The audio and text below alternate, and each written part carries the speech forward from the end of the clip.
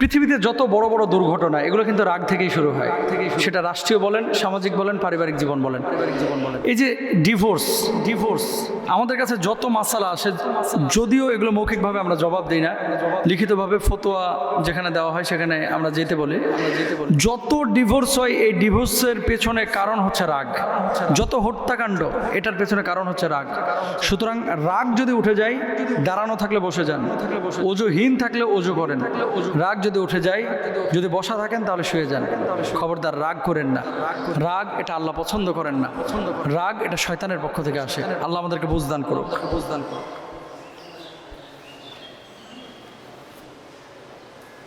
প্রতিদিন অন্তত 100 বার সুবহানাল্লাহ পড়েন।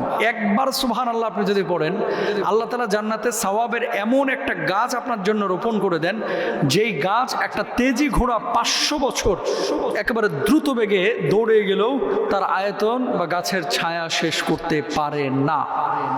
সুবহানাল্লাহ, সুবহানাল্লাহ, সুবহানাল্লাহ। অন্তত প্রতিদিন 100টা বার পড়েন। আলহামদুলিল্লাহ 100টা বার পড়েন। আল্লাহু আকবার 100টা পড়েন। এত সওয়াব আল্লাহ দিবেন কিয়ামতের ময়দানে। এই সওয়াবের ভার আপনি দেখে খুশি হয়ে যাবেন। আল্লাহ আপনাকে জান্নাত দিবেন ইনশাআল্লাহ।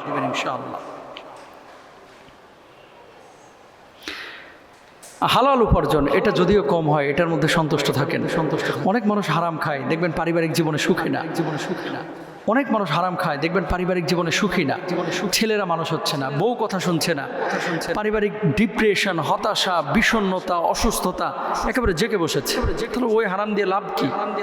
যে জীবনে সুখে নাই, যে জীবনে সুখ নাই, হালাল খান, যদিও অল্প, এর মধ্যে সুখ থাকলে এটা আপনার জন্য বেটার, এটা আপনার জন্য উত্তম।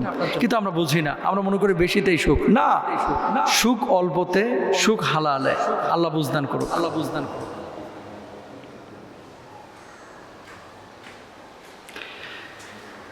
প্রতিদিন একটা হলেও ভালো কাজ করেন, প্রতিদিন একটা হলেও সাদাকা করেন, প্রতিদিন 2 রাকাত হলেও নফল নামাজ পড়েন। এভাবে শুরুটা করেন। মনে রাখবেন, ছোট ছোট বিন্দুকণা থেকেই কিন্তু এক সময় নহর হয়। ঝর্ণার ছোট ছোট পানি থেকেই, পানির ফোঁটা থেকেই কিন্তু বড় বড় নদী তৈরি হয়। তো কোনো সৎ কাজ, সেটা ছোট হোক, এটাকে অবহেলা করবেন না। শুরু করে দেন, দেখবেন এর মধ্যে বারাকা আসবে। এখন থেকে নিয়ত করেন যে প্রতিদিন কিছু হলেও সাদাকা করব, প্রতিদিন কিছু হলেও নফল নামাজ পড়ব, প্রতিদিন অন্তত খারাপ কাজ না করলেও, আমি ভালো কাজ না করলেও কোনো খারাপ কাজ করব না। অন্তত কোনো মানুষের উপকার করতে না পারলেও কোনো মানুষের ক্ষতি করব না ইনশাআল্লাহ। কোনো মানুষকে কষ্ট দিয়ে ঘুমাতে যায় না। মনে রাখবেন, কত মানুষ এই ঘুমের মধ্যে দুনিয়া থেকে বিদায় নিয়ে চলে গেছে। তা আপনাকেও তো চলে যাওয়া লাগতে পারে। যে এবার আজকে আপনি চোখ বুঝলেন, সকালবেলায় আপনি আর চোখ খুলতে পারলেন না। তার মানে যে মানুষটাকে কষ্ট দিয়ে আপনি ঘুমোতে গিয়েছেন, এই মানুষটার মধ্যে ক্ষোভ থেকে যাবে। কালকে মসজিদের মুয়াজ্জিন যখন আপনার মাইকে ঘোষণা দেবেন মৃত্যুর খবর, তখন হয়তোবা তিনি মাফ করবেন না যাকে কষ্ট দিয়েছেন। এই জন্য কোনো মানুষের কাছে যদি কখনো কষ্ট দিয়ে থাকেন, তাহলে সাথে সাথে মাফ চেয়ে নেওয়া, এটা হচ্ছে নবীজির শিক্ষা।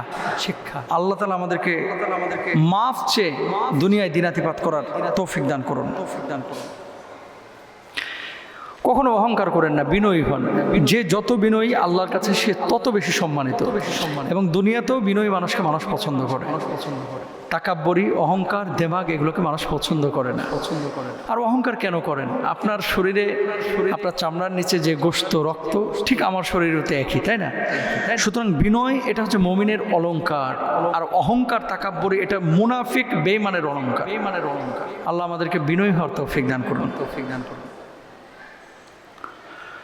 অপচয় করেন না। যদি অতিরিক্ত কোনো পয়সা থাকে, দান করেন, কিছু জমায় রাখেন। কেন? সবসময় কিন্তু সময় একরকম থাকে না।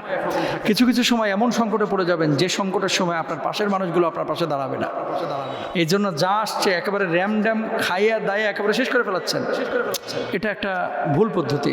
অবশ্যই খাবেন, অবশ্যই সাদাকা করবেন, অবশ্যই খরচ করবেন, কিন্তু এমার্জেন্সি মুহূর্তের জন্য কিছু রাখা, এটাও কিন্তু নবীজির শিক্ষা। এটাও নবীজির শিক্ষা। এই জন্য আল্লাহ নবী বলেছেন, এমন দান করো না যে ফকির হয়ে যাচ্ছে। এমন দান করো না যে ফকির হয়ে যাচ্ছে, বরং মধ্যম লেভেলের দান করো, যাতে করে তুমি নিজেও চলতে পারো, আরেকজনও চলতে পারে। এটা নবীজির শিক্ষা।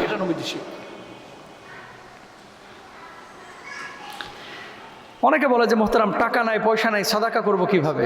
আপনাদের জন্য একটা বিশেষ অফার। নবীজি সাল্লাল্লাহু আলাইহি ওয়াসাল্লাম বলছেন, কোন মুসলমান যখন আরেকজন মুসলমানের সাথে হাসি মুখে কথা বলে, আল্লাহ তাআলা একটা সাদাকা সওয়াব দেয়া দেন। সুবহানাল্লাহ।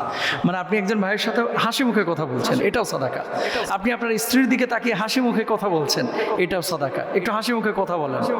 আর কিছু কিছু মানুষকে ভাই চেহারার দিকে তাকাইলে মনে হয় যে চুরি করে আইছে, কারো গরু চুরি করছে মনে হয়, এরকম ভাবসাব। এমন বিদঘুটে তার আচরণ, কর্কশ, রুড়ু না, এরকম না। সবসময় নরম এবং মানে মসৃণ থাকবেন, মানুষের সাথে কোমলতার সাথে কথা বলবেন, ইনশাআল্লাহ হাসি মুখে কথা বলবেন।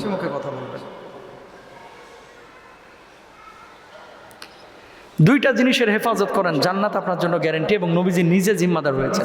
মাত্র দুইটা জিনিস, মুখের মাঝখানের জিহ্বা, 2 রানের মাঝখানের লজ্জাস্থান। কোন নারী পুরুষ যদি এই দুইটা জিনিসকে নিয়ন্ত্রণ করতে পারে, অর্থাৎ লজ্জাস্থানের হেফাজত, জিহ্বার হেফাজত, আজাগায় মানে উল্টাপাল্টা ভাবে ব্যবহার না করে, আল্লাহ রাসূল সাল্লাল্লাহু আলাইহি ওয়াসাল্লাম বলছেন ওই ব্যক্তির জান্নাতের জিম্মাদার আমি নবী নিজে কিয়ামতে হয়ে যাব। সুবহানাল্লাহ।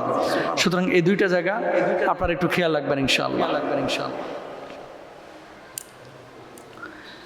এই পৃথিবীতে সুখী মানুষ ওইরা, এই পৃথিবীতে সুখী মানুষ তারা যে মানুষগুলো কষ্টেও আলহামদুলিল্লাহ বলে, সুখেও আলহামদুলিল্লাহ বলে। অনেক মানুষ এমন বলে থাকে, আল্লাহ দুনিয়াতে তো কষ্ট দিলাই, আখিরাতে মাহবুদ আর কষ্ট দিও না।